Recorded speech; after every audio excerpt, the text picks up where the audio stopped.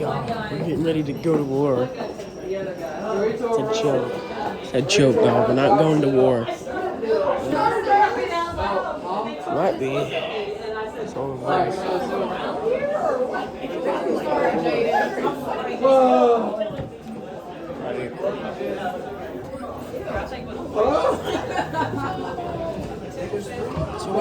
Is there a way to lower the windows? I wanted to lower the windows. Do what? I wish I could lower the windows so we can see outside. What people are looking at, like they were leaving the train. Like the Titanic. These would be people getting on, and those would be things like the Titanic, kind of. You see that one main photo from the Titanic where everybody's waving the people goodbye. Nice guy. Oh, I thought that was a plane. That's a pelican. Yeah. I thought that, aka fish. Oh, I thought that was a plane at first, y'all. The train's cranking. Oh gosh. See?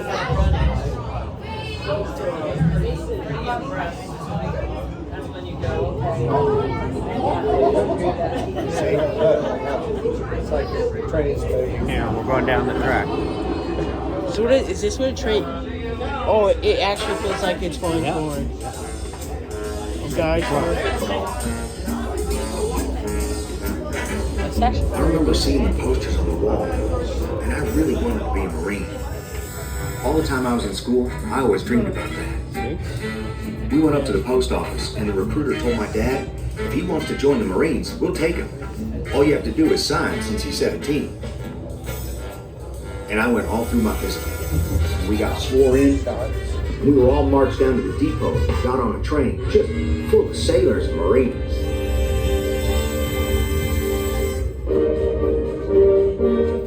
I was going through Life magazine where I saw the Navy waves and how you could enlist and help America. And I thought, well, I think I would like to do that. And that started the ball rolling, and they accepted me. They swore me in, and they gave me a medical and some shots, which made me feel pretty sick. And they put me on a train to Hunter College, New York, where they had the boot camp.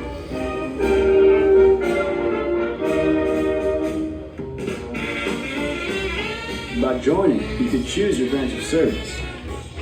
And while I was ready to go abroad to do my part, I wanted to go someplace where I had a lot of odds in my favor, because I didn't want to be one of those left behind. So I walked in there at 9 o'clock, and by 5 o'clock that evening, they swore me in as the latest member of the Coast Guard. They instructed me to be at the railroad station that same night and be bound for St. Augustine, Florida, and commence 6 weeks of boot camp training. Pretty fast now. I was out there working, and the foreman said, how come you didn't go to school? And I said, well, I figured it didn't take a whole lot of education to go shoot people. You don't think we're gonna sit over here and let that war go on and we haven't got a chance to show our skill? And he said, we're not gonna go to war. And I said, yeah, we're going to war. It's just a matter of time. Like I remember whenever I was on a plane, I felt that feeling, and it feels getting like ready that. to go to church and listening to the radio. And all of a sudden, the radio went flat. Then President Roosevelt, my fellow Americans, the Japanese have just attacked Pearl Harbor. So in church, I thought about it. My country was at war, and I didn't want to sit back and let other people fight that war. So when I went home, I said, Daddy, I'm going into the service. I knew I would eventually have to fight because it was a war for survival.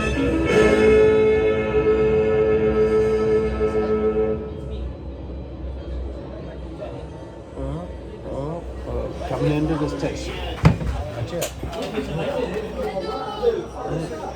See him waving at you? Okay, it's train ride, y'all. Okay, how interesting.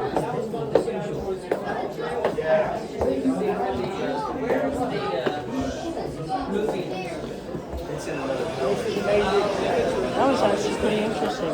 What's the major exhibit at the top? You check the lid down. Okay. What? No, I'm good. under the rail. At some point, you're going to have to put your camera back and look at things. I know, and I will be looking at things. That's why I'll choose what to film. You don't know what to choose what to film. I'll film everything while looking at it. All you have to say is yes. Yes, sir. This is like an up close and view to that.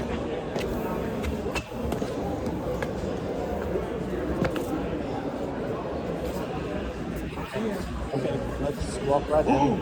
Come here. I want to see that like that paratrooper stuff. We're going to see everything. Let's stop and see what we're seeing.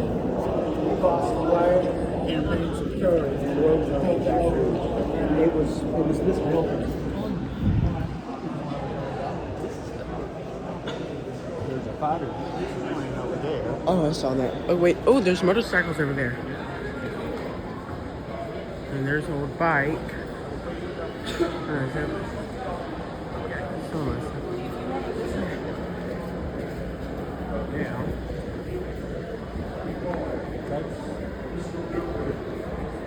I think it starts this way.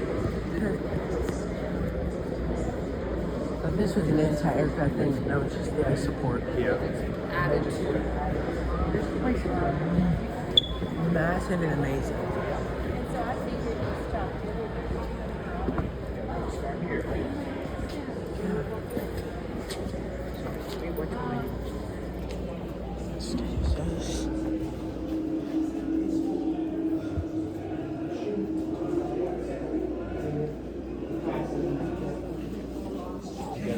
Look at what you're saying.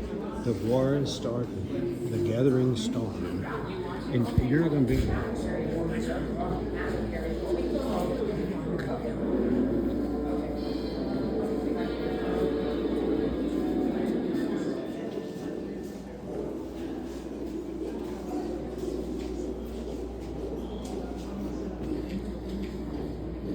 It's a small apple. And that, yeah, oh, that's tiny. All those medals. Yeah. So this is. They, It tells you what they are. If you look at the number and read down there, like number 13 is a medal from the 36 Summer Olympics. Which would be that medal right there. do you think they still did the Olympics during World War II? Huh? Did they still do the Olympics during World War II? They did them in 36. I don't know. The next one. We hadn't made up our mind about China. There's a lot of nice stuff there too. I want to hear what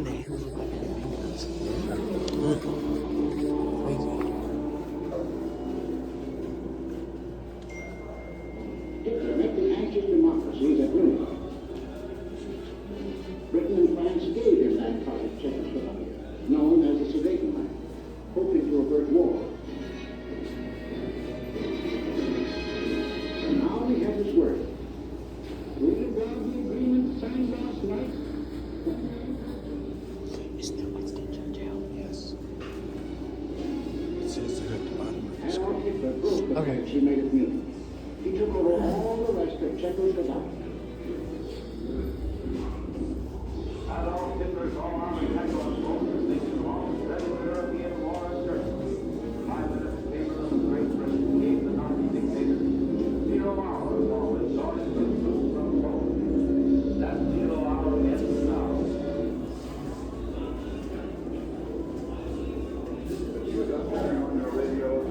That's it. Oh, that's an Italian youth rifle. Oh, that's why it's probably so small since it's youth.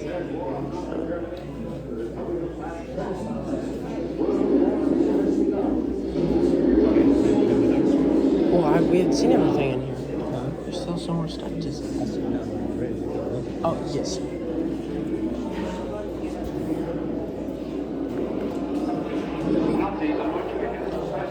That was a helmet from 1917. Wasn't that used by the French? It says French. Because I remember seeing in a World War I movie, I remember seeing them wear those. Yeah. That's from World War I. I'm probably kind of saying that. I think it's World War II since we're in the World War II museum. Well, true.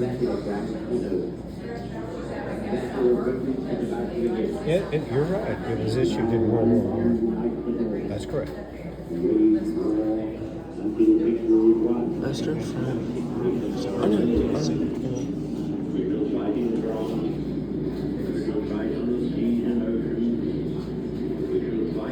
With growing confidence and growing strength in the air, we shall never surrender.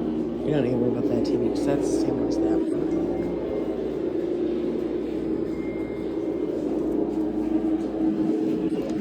Is it after World War One or is it before?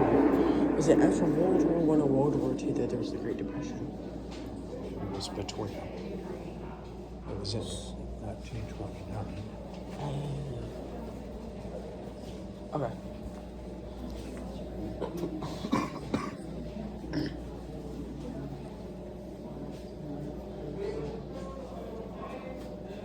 I know a lot of the people.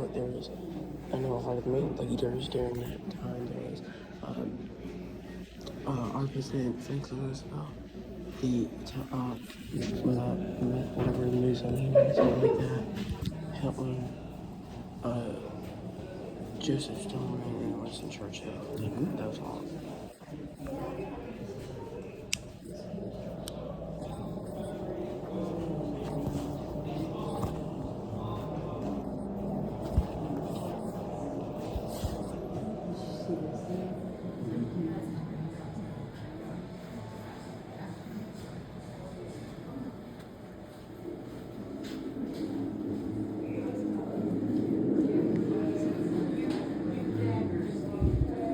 Some more knives. Some more knives. Yeah. Okay.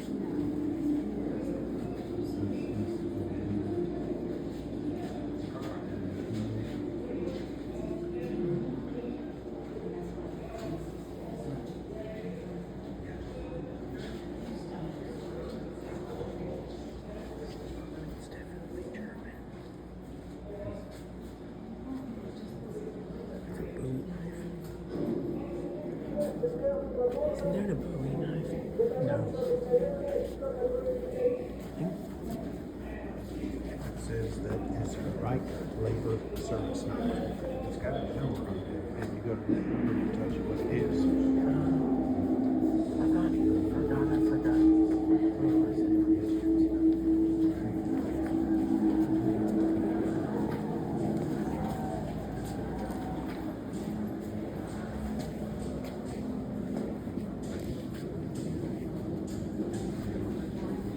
There's a gas mask.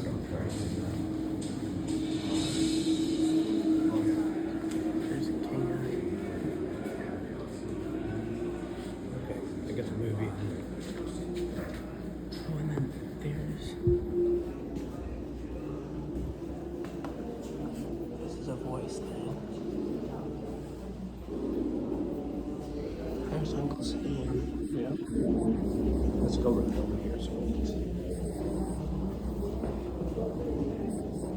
Some program's going to show here in 40 seconds. We'll watch it.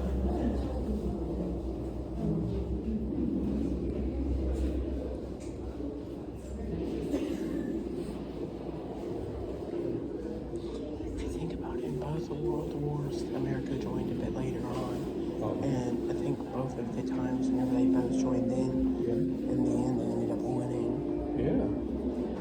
Because the thing about it before, it seemed like the Axis or whatever, that guys what they were going to win. Both times it was both Germany. 5 seconds. In the beginning, Russia was actually against Germany, but then World War II.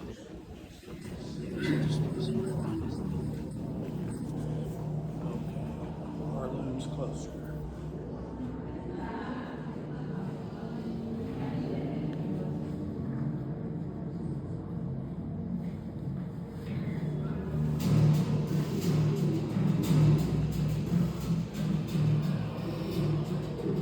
We want no war, save in defense of our own people or our own honor. I don't want nothing for me. This time America should keep out, and I know I will. In the event of war in Europe, I think we should stay out of this entirely. I think that this country should heed the advice of the voice president and avoid all harm and entanglement. But you're a player on that. They may not be correct.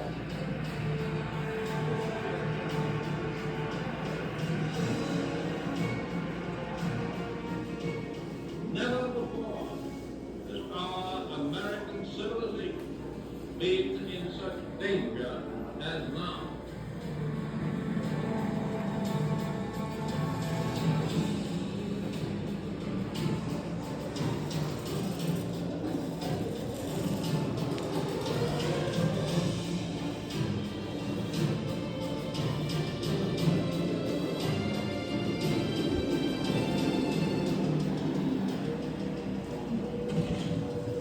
This is London. German bombs strike mainly churches, schools, hospitals, and private dwellings. Is the last and only barrier between the United States and total war. If the British, the Jewish, or the administration stop agitating for war, I believe there will be little danger of our involvement. If you believe that this country should not enter the war in Europe, we ask you to join the American First Committee in its stand. We cannot escape danger by crawling into bed and pulling the covers over our heads. We must prepare. We're mothers.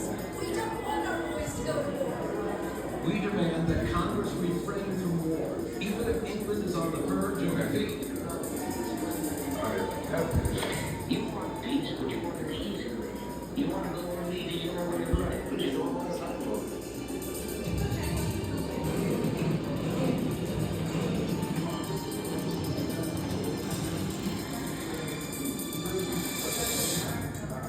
Your boys are not going to be sent into any foreign war.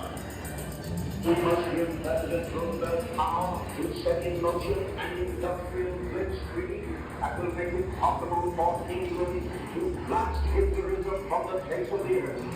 Despite the propaganda and confusion of recent months, it is now obvious that England is losing the war. Put your confidence in us. Give us your faith and your blessing. Give us the tools, and we will finish the job. War is not a struggle in Europe, but a worldwide struggle that involves every continent on the globe.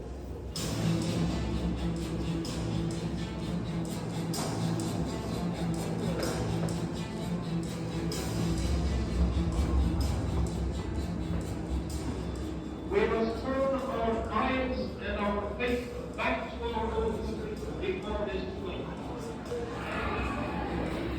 The task of defeating Hitler may be long and hard. There are but few Peter and Nazi celebrities who say that it cannot be done. The doctrine that England is in the war in Europe, in order to defend America, will be faithful to the king. So our country is going to be the arsenal of democracy.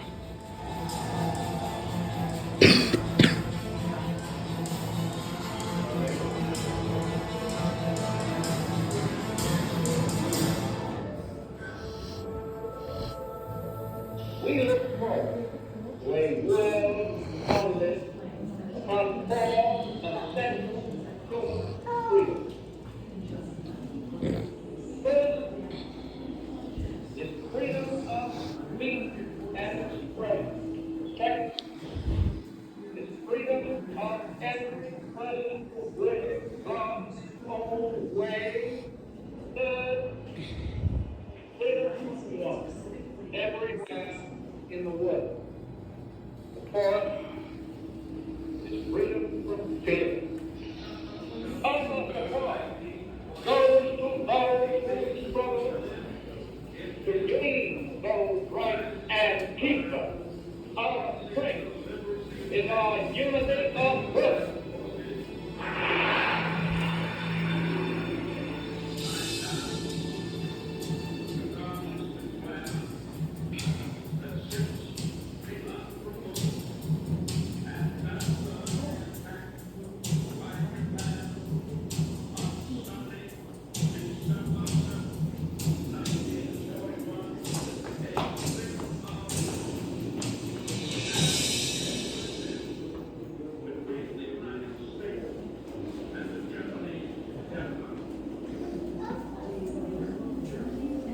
me a second. I need to fix my shit. Okay. Okay, there's some stuff.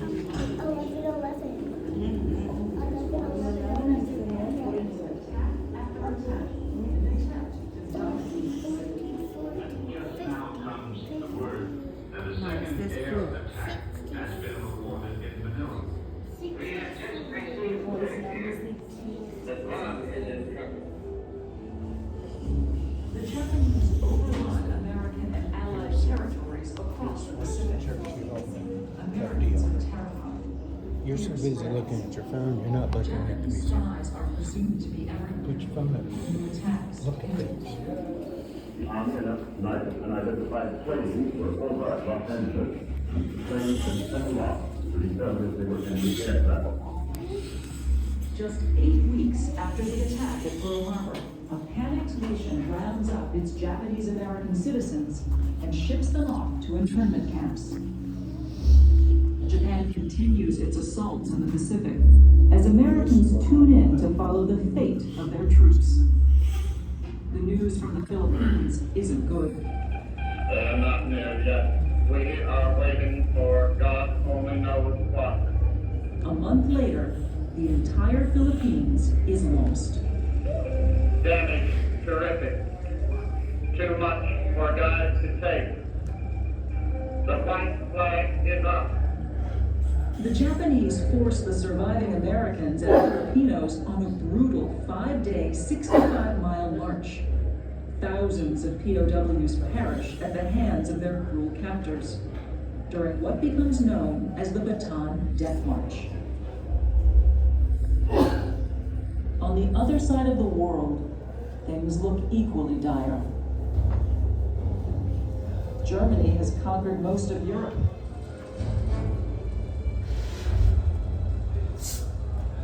Their U-boats dominate the Atlantic, sinking one helpless American merchant marine ship after another. The confident Germans even dare to stalk us in the Gulf of Mexico, hunt us off the coast of North Carolina, and chase us amidst the shadows of New York City. Until, by mid-1942, they had destroyed 500 of our ships. The situation is desperate. The United States is in danger of losing the war. A war America is ill-prepared to fight. What Americans do have, however, is resolve. No matter how long it may take us to overcome this premeditated invasion, the American people in their righteous might will win through to absolute.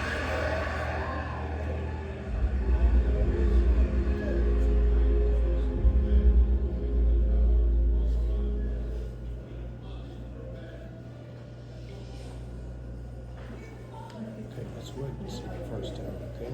That would be a minute.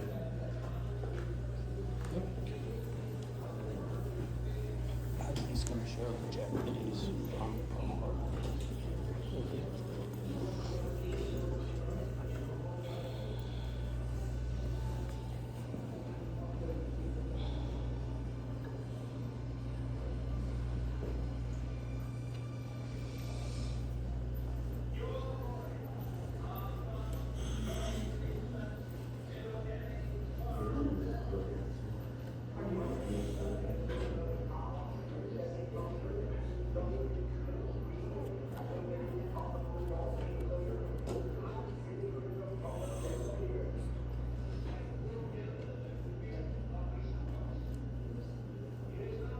What time is it? Oh, I can't check.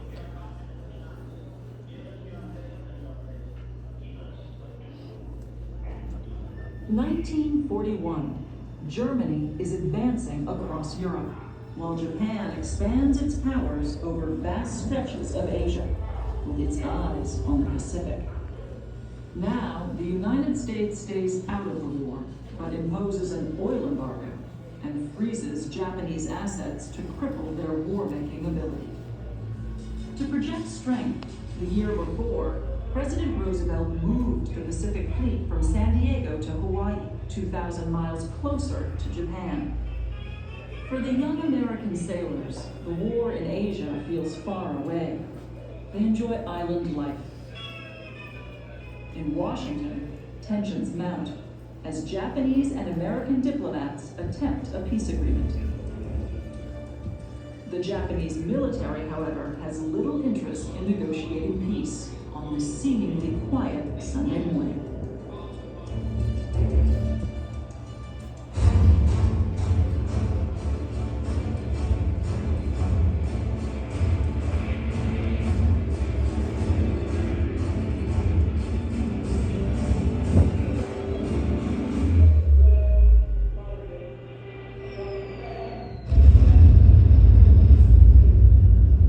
Air raid, Pearl Harbor. This is not the drill.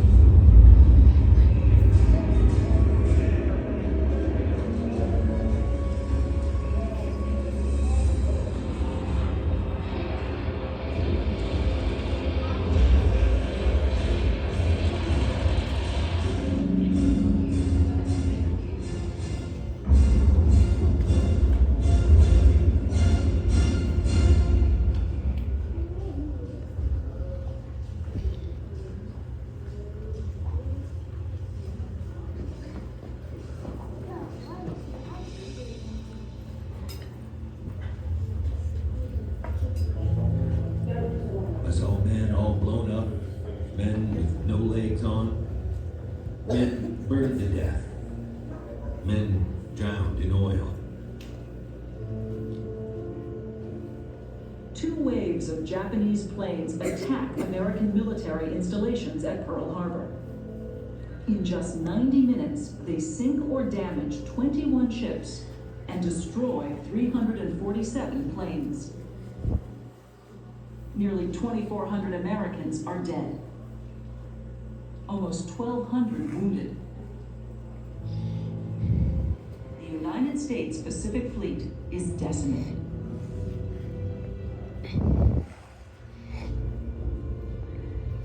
December 7, 1941, a date which will live in infamy.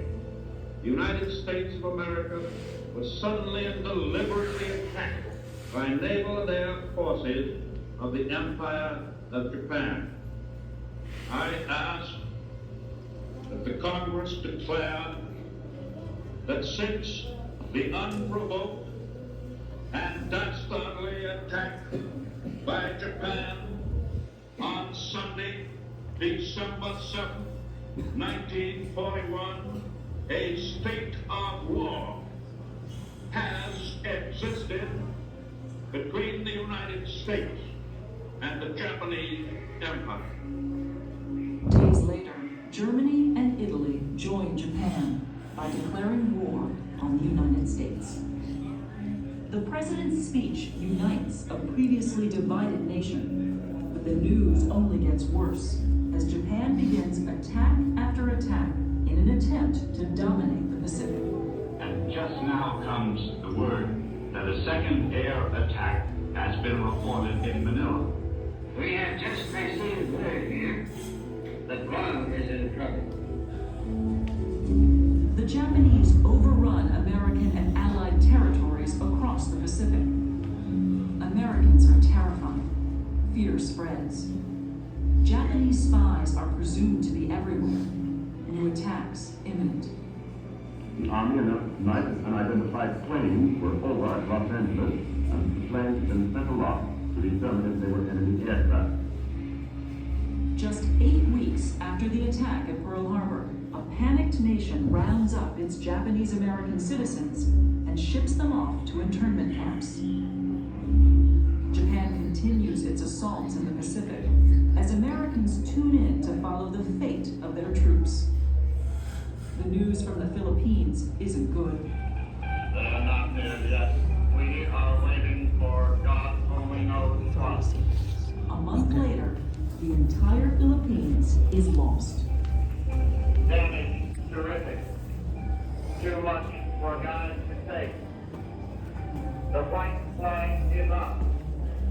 The Japanese forced the surviving Americans and Filipinos on a brutal 5-day, 65-mile march. Thousands of POWs perished at the hands of their cruel captors during what becomes known as the Bataan Death March. On the other side of the world, things look equally dire. Germany has conquered most of Europe.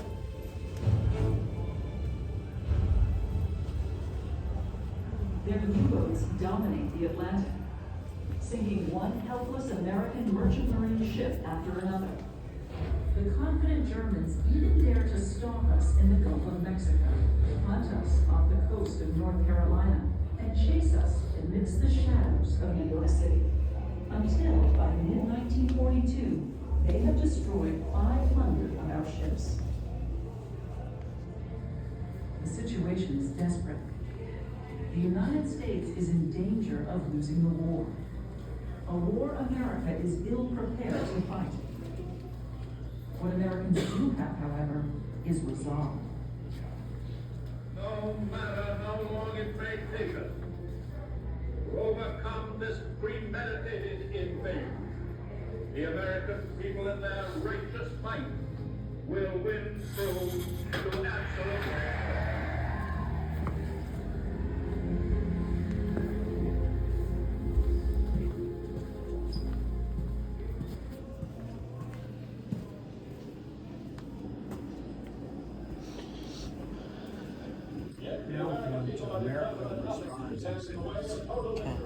Patriotically, they're raising their goods and resources. Americans know that the sacrifices they're making on the home front are small compared to the sacrifices they're making on the battlefield. And if you live along the eastern seaboard, the gas tank on your car. Mulberry Garden now. Get the garden plot lined up. Get the advice of a garden expert if you need it. And be prepared to grow your own for victory.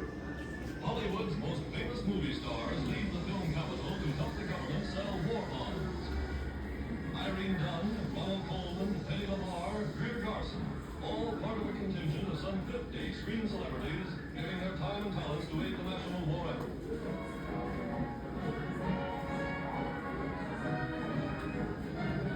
The country has asked the people to invest $1 billion in 1 month to help pay for the war. Remember, folks, put your fighting dollars behind your fighting men. Save for victory. Buy more stamps and bonds. They are really wild. Because they buy the bonds for no reaction to it. You know what you meant to say. So I buy today. And we'll keep our guys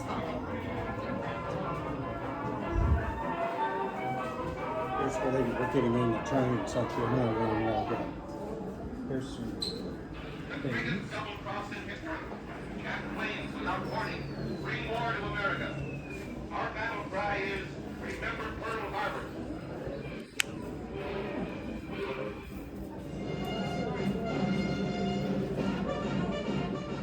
We are now in this war. We're all in it. All the way. Every single man, woman, child, the partner, the most tremendous undertaking of our American history. This is the army that will free. We like the weather like a queen. You allow me to bring your war, but you won't let you on anymore. No other ever command. They're in the army and out in the band. In the army, Mr. Brown.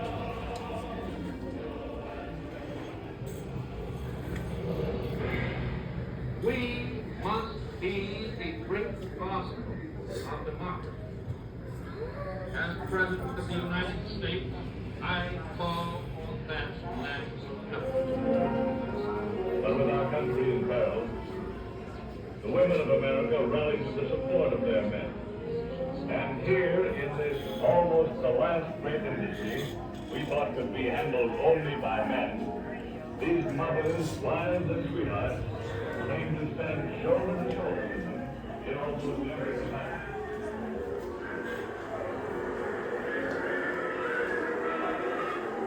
This is what kitchens looked like during the war.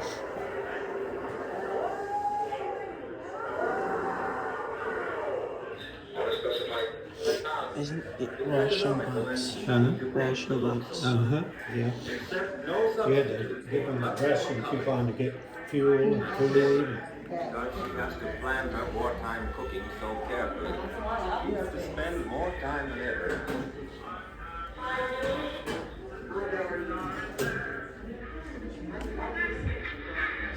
Ooh.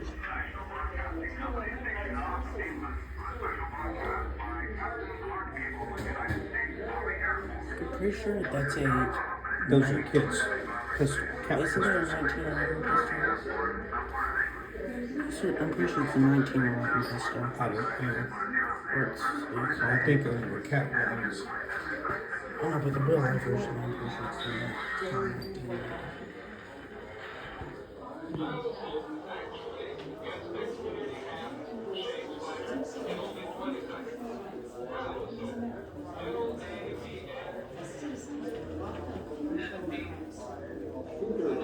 These are American citizens by right of birth. Despite this disgrace, 33,000 Japanese American men and women serve and sacrifice, even while many have families imprisoned in camps. Japanese Americans face segregation in the armed forces. Still, the 442nd Regimental Combat Team, comprised entirely of Americans of Japanese descent, becomes the most decorated unit in the war. American Indians. One of the main volunteers on his way to the far west. No ethnic group enlists at a higher rate than Native Americans.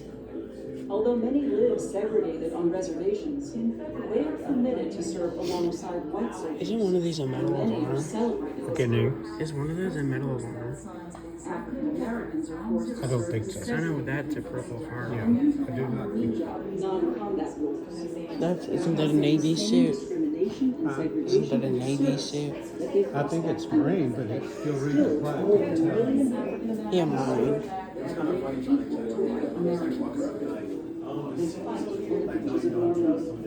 Engage in team I had a small sprint attack in arm. Yeah, those are Purple Hearts. dangerous bomb numbers were I don't know what this is. all to defend a day that refuses to recognize them. The irony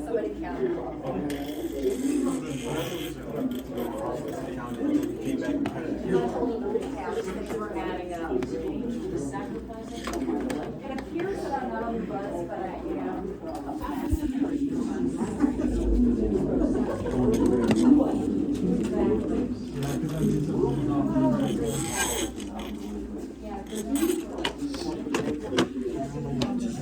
That's just something supposed to happen.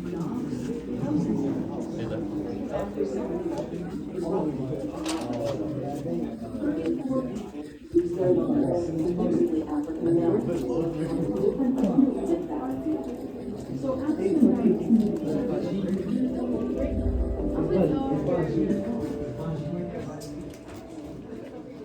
We were told we're there for our protection, but the machine gun was pointed in, and all of a sudden they got the bad feeling. Now they knew they were in a concentration camp. There were army barracks and we were arranged in blocks. Tar paper shack. That means it's hot Brandon's in the cousin, summer, Jerry, cold in the winter. was married to a Japanese girl, and her parents were sent to concentration camps, the Japanese concentration camps during World War II. Small barracks. I think so. I'm not sure she was born, did not have to ask Graham, but they were out in California in camps like those. Sisters, my brother, and myself. And bathroom for So we'll go see what I thought was a paratrooper thing. despite the machine guns and cramped living conditions, the internees were determined to maintain a sense of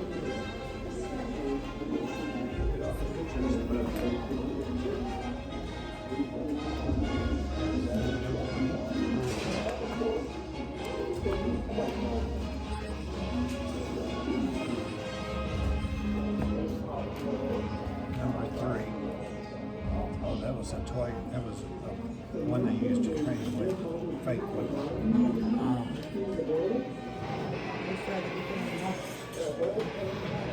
Yeah, but that's not ammo grade, so it doesn't have that. I'm pretty sure they have the bottom mags, don't they? Well, it's not on that. That's a training rifle. Read what it says about them. See, this is number 3. There's what it talks about number 3. Yeah, but I'm saying I'm pretty sure it's not ammo grade. That's not an ammo grade.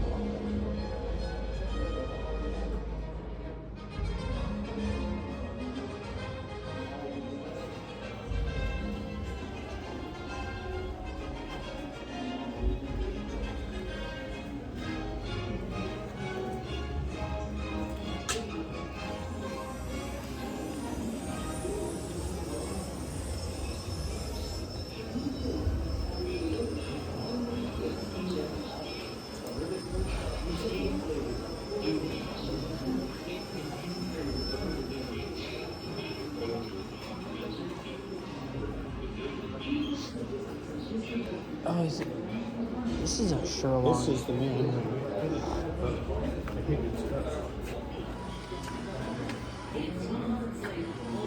It is a Sherlock Jeep. This is a Jeep. It's called a Willis Jeep. It's a Sherlock one. And they shipped them in a crate. And they put them together once they got over there. It's a long Jeep. Huh? It's supposed to be off-road. They just, I don't think they'll go off-road then with all those tires. Well, this exhibit came with 4 tires.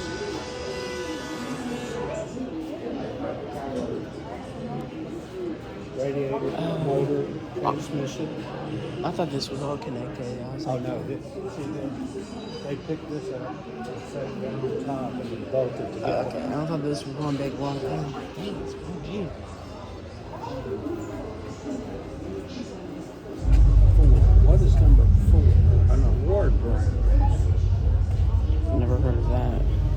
I haven't either. Some welding masks. And some glasses and gloves. Welding.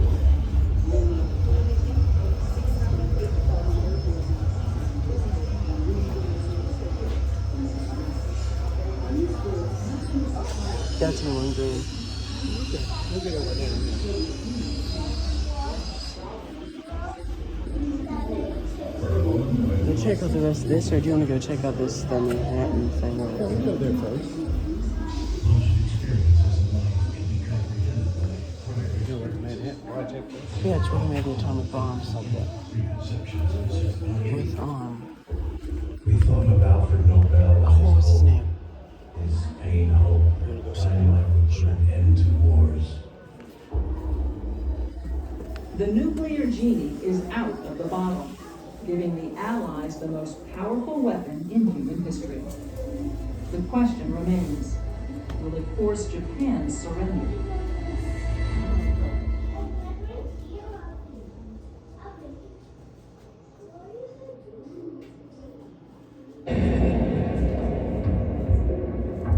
In the late 1930s, as Germany wages war in Europe and Japan expands its empire in the Pacific, a worldwide community of scientists embarks on a different kind of campaign. Their battlefields are scientific laboratories, and their arsenal, subatomic particles. In 1939, German scientists proposed a startling theory. Shooting neutrons into the nucleus of a uranium atom could generate a chain reaction, producing enough energy to create a weapon never before imagined. In Germany, the leader in scientific innovation, the world's best physicists, now under Nazi rule, get to work unlocking the power of the atom.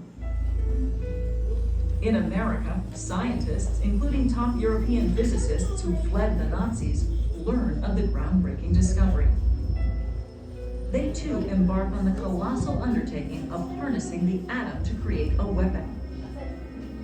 Knowing that if the Nazis are first to transform the theory of nuclear fission into an actual explosion, Hitler will be invincible.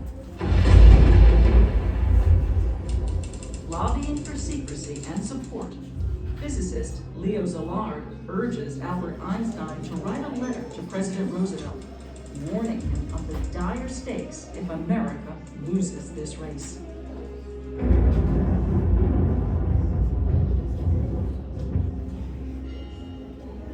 Meanwhile, in Britain, scientists calculate that a weapon could be made small enough to fit onto an airplane. But under constant aerial attacks by Germany, they're unable to test their theory. Instead, they share their research with the United States. Research which convinces President Roosevelt to begin investigating America's industrial capacities for building a bomb. When Germany declares war on America 2 months later, Roosevelt takes the next step, authorizing the military to secretly attempt construction of a bomb. The president selects Colonel Leslie R. Groves to head up the Manhattan Engineer District. 125,000 workers at more than 30 sites across the nation all contribute to the monumental production effort. Utmost secrecy is vital, with workers forbidden from discussing their jobs and strict security measures in place. If secrets get leaked to Germany, it could mean losing the race. Researchers pursue 2 simultaneous paths to the bomb: uranium, already theoretically proven, and plutonium, a newly discovered element which may also split apart. Groves chooses Oak Ridge, Tennessee as the site for mass production of enriched uranium. Near the Clinch River in the Appalachian Mountains, the location provides isolation and huge amounts of hydroelectric power. Next, Groves picks physicist Robert Oppenheimer to develop a bomb research facility in the mountains of northern New Mexico at Los Alamos. Then, at the University of Chicago, a monumental breakthrough. In a squash court under the football grandstand, Enrico Fermi's team tests the first self-sustaining fission chain reaction. For the first time in history, scientists successfully unleash and control the power of the atom. Soon, a site for plutonium production is selected in Hanford, Washington, chosen for its proximity to the Columbia River and government-funded hydroelectric dams. Meanwhile, the community at Los Alamos grows, the population doubling every 9 months, as scientists gather from around the world to work on the bomb's design and trigger mechanism. The pace of innovation at a rate never before seen. As work in the laboratories progresses, the Allied forces advance in Europe, until Germany falls. The race for the bomb is over. However, war in the Pacific rages on, Japan refusing to surrender. Following the death of President Roosevelt in April, the new president, Harry S. Truman, learns about the atomic bomb project for the first time. Its fate now rests on him. At Los Alamos, designs are finalized. The Oak Ridge and Hanford plants have produced enough uranium and plutonium to produce a bomb of each kind.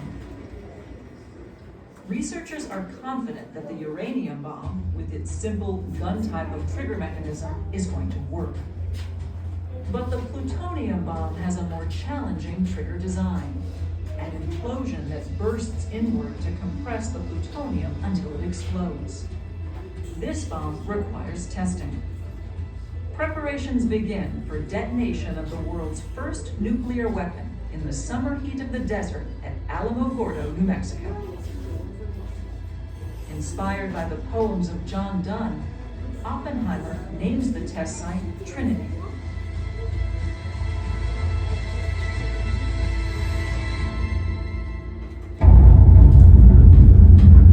The boom is heard hundreds of miles away.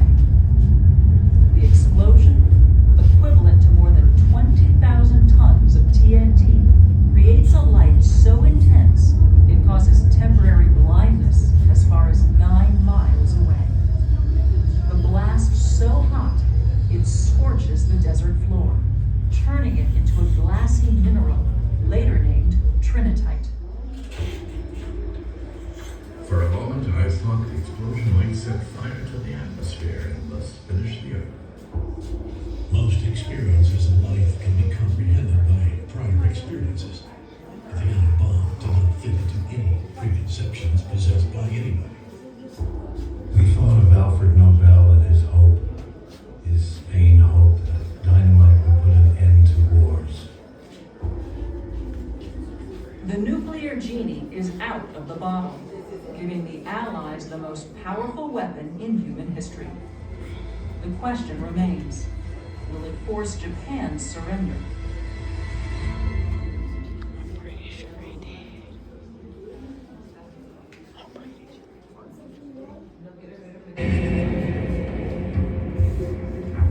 In the late 1930s, as Germany wages war in Europe and Japan expands its empire in the Pacific, a worldwide community of scientists embarks on a different kind of campaign. Their battlefields are scientific laboratories, and their arsenal, subatomic particles. In 1939, German scientists proposed a startling theory. We're going to start heading to Shooting neutrons into the nucleus of a uranium atom could generate a chain reaction, producing enough energy to create a weapon never before imagined. In Germany, the leader in scientific innovation, the world's best physicists, now under Nazi rule, get to work unlocking the power of the atom. In America, scientists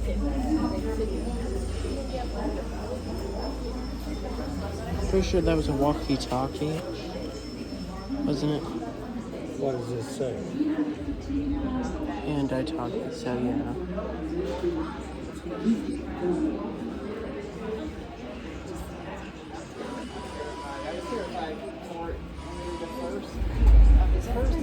That is for sure I can tell because I know what the cartridge things look like, and you can see the cartridge, and I know it has that design at the top of it like that, and those little hook things on the bottom.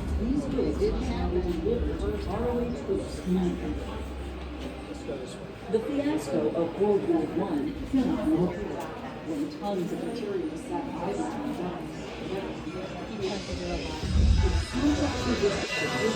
And then just split them.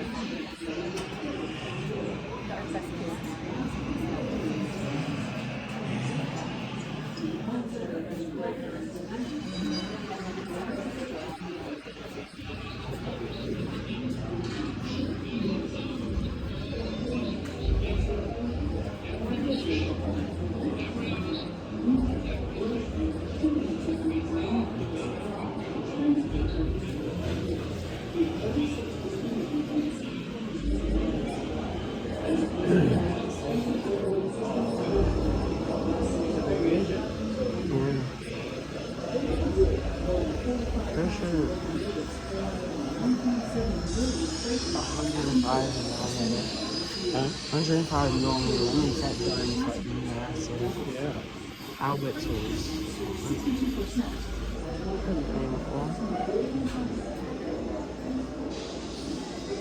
Do you know where the movie's at?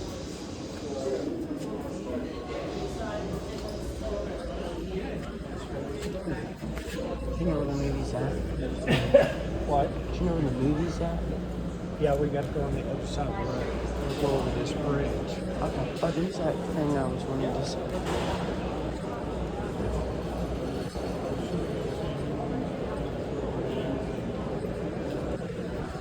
dog tag thing. Yeah.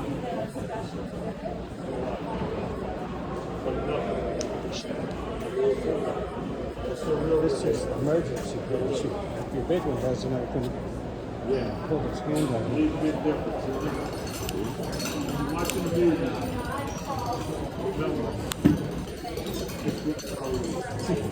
There is a big, enormous difference. Every GI got issues of Facebook.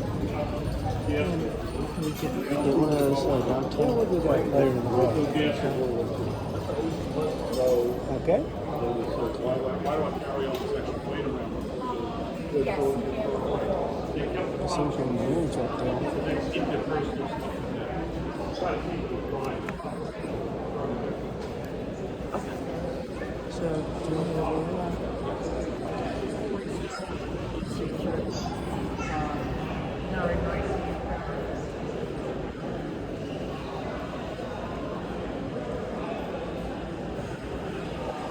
Oh, I see. You get a dog tag, like a card off of those, and you register it on there. Then when you go to exhibit and it says touch your dog tag, you want to get I know.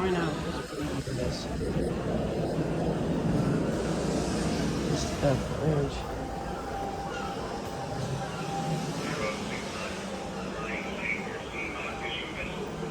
that was out there.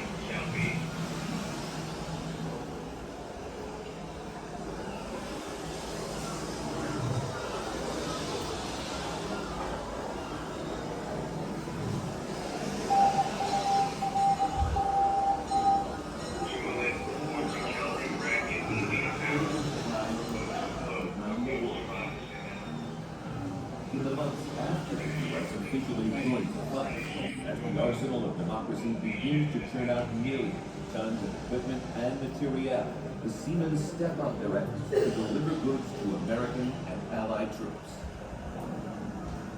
Across a cold Atlantic to Great Britain, through an icy Arctic Sea to the Soviet Union, into the Mediterranean, to Italy and North Africa. The men crossed vast expanses of the Pacific to supply Australia and troops in the South Pacific Islands. Even traversing 15,000 miles to equip Allied forces in India, Burma, and China. Isn't that one of those things they used on maps? Yeah, it's called the sextant. They transport everything from troops and ammunition. That's how they guided the ships. From bandages to grain markers, providing the more than 7 tons of supplies needed to support a single serviceman every year. The merchant seamen are volunteers. As young as 16, the men in their seminars, spending years at sea, performing work monotonous and bushel.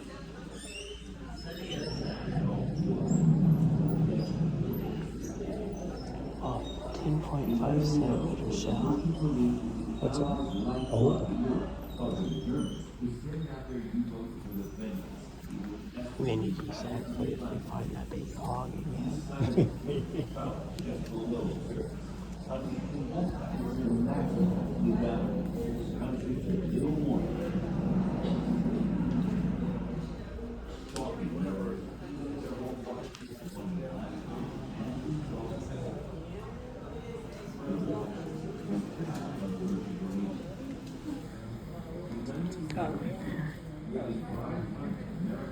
So, let's walk behind that theater and then we'll come back and start over. Okay.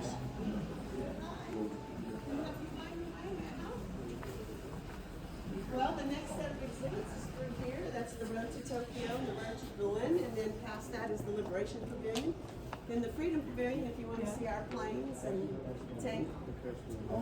If you want to do the Freedom Pavilion first, if you want to see the planes Yeah, and we're gonna tank see it. first, go down the stairs here. You see where the sign says American Sector, where the restaurant is down there? Keep following past, and you will be in the theater where the planes are. We're looking for the boundaries, beyond boundaries. Beyond our boundaries, this downstairs right where we're standing. That's Thank the you. entrance. You're welcome. So the movie theaters. That's where the theater Beyond is. our boundaries. slow. Oh, hurt.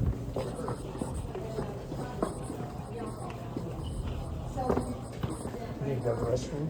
No. Huh? No.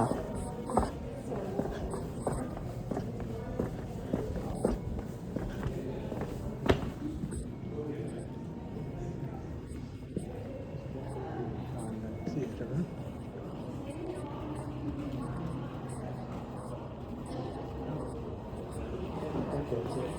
Okay. Let's go down this way just a little bit. See what's this way. We've got about 30 minutes to.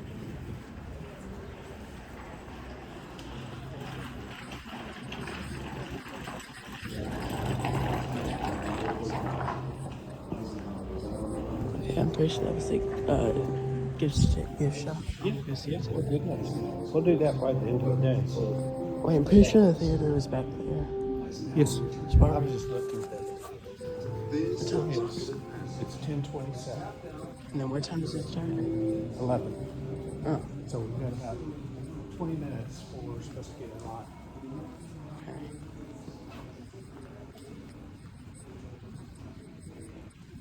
We're just seeing the theater. Pretty sure I think the tank's on that side though.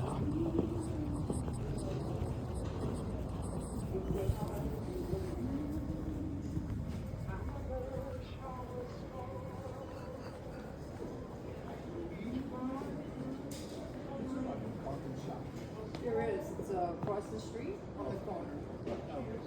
There's not one in there. Here's a restaurant right here. They don't open till 11. Okay. Can we look through there? Yeah, we can go through there. Put your phone in your pocket.